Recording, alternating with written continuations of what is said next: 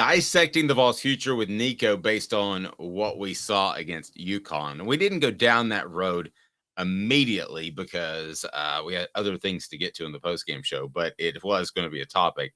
There's no questioning that. It is today's tough question. It's brought to you by the Hemp House. Today's tough question. Take a side. Take a stand. The Dave Hooker Show, a presentation of offthehooksports.com. Let's take a look at this offense with Nico at the helm. And it's brought to you by the Hemp House, the premier hemp dispensary online with a wide variety, great selection, and strict standards to ensure you only receive the best in CBD or Delta products. Go to hemphousechatwith2ts.com, hemphousechatwith2ts.com. Let's start with throwing on the run. We were just having a conversation, Caleb, that Tennessee and with Joe Milton struggles to throw on the run. It looks like Nico is an absolute natural in throwing on the run. So again, I don't want anybody to think that we're trying to suggest they make a move right now. We're not. We're just having the discussion of what little bit we've seen. We saw the most against UConn. So throwing on the run, I thought his high school tape alluded to this. And the more I see him throw, the more I see he has light feet. He reminds me a little bit of Shedeur Sanders in some ways. So I'm not surprised, Caleb, that we saw him throw on the run confidently and with poise. Yeah, I'm not surprised either. And I think we have been hearing for a while that he's great on the run and fluid. And I think this is a very good sign that he throws on the run. Now, and weirdly enough, we didn't see him throw a lot from the pocket. I've seen him in tape. He's got an amazing arm from the pocket. He's going to be hitting those downfield passes on those wide splits better than even Hendon Hooker did. The question becomes with Nico, and the biggest question, can he hit those underneath routes over the middle? As you've noticed, Dave, this year, to stop the deep ball, how many teams are giving up those underneath routes more than ever before, right? And yes, and I think that's by design. I don't think any defensive coordinator wants to come out and say, hey, I'm running a bend but don't break defense, but they all are nowadays. They all are. And they definitely want that with a team like Tennessee that, you get in the red zone if they're having to. I mean, if you're a team that has to run from shotgun on 3rd and 1, you're happy playing bend but don't break defense because you got a chance when the field gets shorter, honestly. Sure. And so I think the key for Nico now is we have to see, can Nico make those underneath route throws over the middle? And this is a big, I will say, this is a big drop off from Hendon Hooker to Joe Milton even now. When the field gets shorter in the red zone and you have to make a throw, can you make an accurate throw at that moment? And we haven't seen that. Although, I mean, the touchdown pass to McCall and Castles was somewhat that, but I can't really go there yet. I think you still have to see a little more of it. So I'm still a huge believer in Nico, but that's the big question. Can he hit the underneath routes and throw the short intermediate routes accurately while from the pocket? Okay. Looking at Tennessee's offense with Nico at the helm, and what we saw against UConn was more than what we saw at any previous time. So we know the level of football we're talking about with UConn. So just discussing this guy, don't get scared. Nico Iamaleava. That's absolutely right. I want to remind you with the City Heating and Air Conditioning, 50 years in East Tennessee, integrity matters. Don't trust a fly-by-night HVAC company to tell you need a new unit that could cost thousands or more. cityheatandair.com. cityheatandair.com. All right, you said confidence on our little bullet points. At least that's what I wrote down at our 3:45 a.m. Production meeting. I will tell you this. I think the guy, it could always be misplaced. I've seen very confident guys that didn't play well. I'm not telling you he's the second coming of Peyton Manning, okay? But I will tell you this, from everybody that I talk to, he has the air of a quarterback, which is confidence.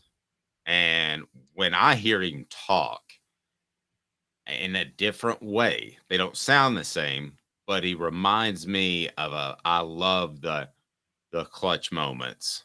I really do. But it's not because that football's not as big to me as you. And that, you're a weird one, reminds me of Casey Clausen. That was always his point, is that it meant everything to him. And he was incredibly confident, said, I have confidence in myself and my teammates. That's where you've got to start. People took that the wrong way and thought he was cocky. I never thought he was cocky. I don't think I've ever asked you your thoughts on Casey. I've always been like you. I've always been. I remember the hate of Casey, and I thought, and it was a little weird. But you have to remember that Casey was inextricably tied to Kelly Washington because they were roommates for a year, and Casey was very defensive of Kelly Washington. I remember that, and I think some of what people didn't like about Washington rubbed off on Casey for a while. Yeah, and may have. Kelly, definitely Kelly was in it for his own. But there's a confidence there that I think Nico is going to have. So I don't think that's going to be an issue. And then mobility, we talked about.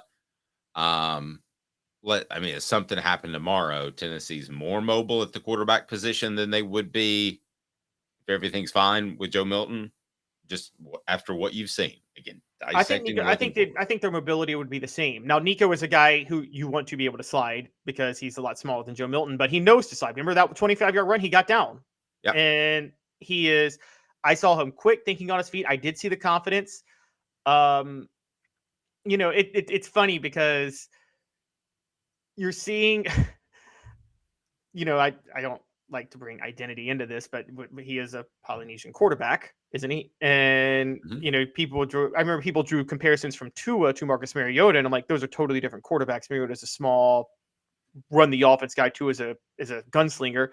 I see a lot more of Tua in Nico than I see of anybody else, and I think Nico is in the perfect offense for a quarterback like him or Tua Tagovailoa would be.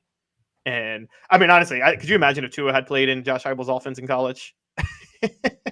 Yeah, and I think it's funny too with mentioning the Polynesian descent. I was thinking about this the other day because sometimes it makes people uncomfortable. But if you've seen a stereotype that's a lot true and they're proud of it, I think it's okay to use it, right? Because everyone, it's a compliment too that they take so much pride in what they do, not just football. Everyone I've covered is just like they're incredible people. I mean, it's like it. I agree. If it's a compliment stereotype, it's good. Just like when you say in the South, Black people have the best cooking. They do, And it's. So I think that yes, I think this is a good stereotype. I think it's the question. There is the work ethic and the doing what you're told, but then do you have the moxie, which, as you know, is a big part of playing quarterback nowadays, right? And just because you have the work, because Marcus Mariota had no moxie whatsoever. And that's why I never liked him as a Titans pick. He's like, everybody's like, he does what he's told. I'm like, I don't want a quarterback who just does what he's told. I want a quarterback that kind of seizes the reins, And I think Nico does strike me more as a quarterback who seizes the reins. Doesn't he strike you as that guy too? Yeah. Some more notes to come out of our 3:45 a.m. Production meeting, and that was this is interesting that you wrote this. Vols kept Cooper Mays in the game when Nico came in. That tells you they wanted to get some real snaps, right? Because it also tells you this. They don't have a center for the future because you're not going to put somebody else in there that you don't think is ready, right? You're not going to get Nico hurt just so that Ollie Lane could get a couple of snaps at center again. Yeah, you're not going to do that at all. Now, I also question, does this also mean that, here's the question with Nico next year. All of this could be moot if Tennessee doesn't have a center ready to go next year. And how big of a concern is that? I think that's a bigger concern than people are letting on, Dave, is that Tennessee still hasn't found a guy to replace Cooper Mays. And I don't think they'll tell you this, but I think the coaches are really worried. Yep. Now we're getting food comments. That was a disgusting. I don't even remember saying that, but anyway. No, when I said I'm doing stereotypes that are good, I'm like, if you say Black people have the best cooking, and that's why he said Taylor was right. White people don't season their food. Hey, so I will tell you this though. Ribs are good. I had St. Louis style ribs, which are pretty good. So we'll talk about that here in a second. But still had to drive as a Memphian, how dare you say St. Louis style ribs are good? Just different. Just different. We all have our strengths and weaknesses. So I will take Memphian. Is that how you said it? I will take those Memphians instead.